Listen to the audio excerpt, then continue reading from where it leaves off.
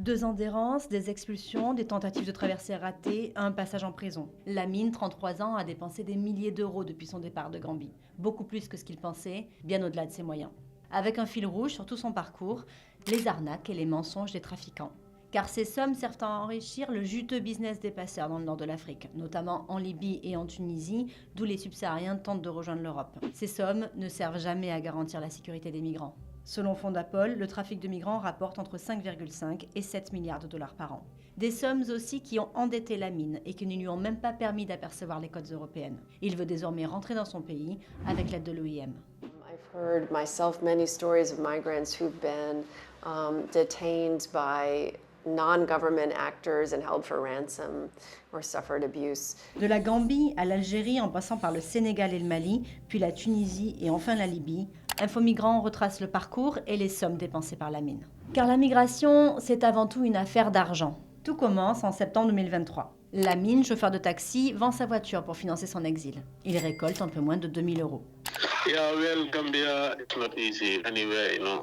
I lost my parents since I was very young, so I'm the only brother who is supporting the family. Arrivé en Algérie, il n'a déjà plus d'argent. Il travaille sur des chantiers pendant 1 an et en novembre 2024, il paie un passeur pour aller jusqu'à Sfax, en Tunisie, en voiture. Mais Lamine est arrêté par la police au niveau de la ville de Nefta. Il est expulsé en Algérie, dans le désert vers Taleb Larbi. Yeah, well, Tarab Arabi, you know, the time they were sending us, like they beat us with mercilessly Tunisian police. They told us, you know, if you guys come back again here, we'll shoot you. Lamine rejoint une ville, travaille pendant 2 semaines. Grâce au soutien financier d'un ami, il paie un nouveau passeur, 350 euros. Direction Sfax, une nouvelle fois. Durant le trajet, le passeur tente de l'arnaquer et lui réclame 50 euros supplémentaires. Lamine refuse. Il se retrouve à Tozeur et finit en train. Mais voyager dans un transport public est risqué pour un migrant irrégulier. Il est arrêté par la police dans les toilettes du train où il s'était caché et est emmené au poste. They beat me, but they took everything from us, you know. They took my passport, the little money I was having. They told me that, you know, I'm a black, you know, I'm not equal with them, you know. They said they hate me because, you know. Il est expulsé en Algérie pour la seconde fois.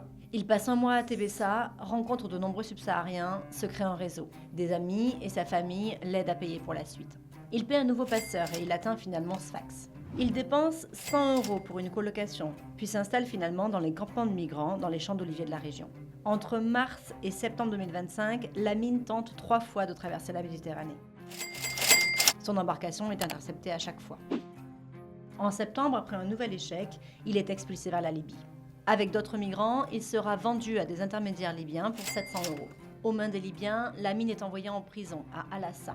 Il y passe plus d'1 mois. When I arrived at the jail, I saw more than 500 people at the same hall. Once in a day, they give us one-time food.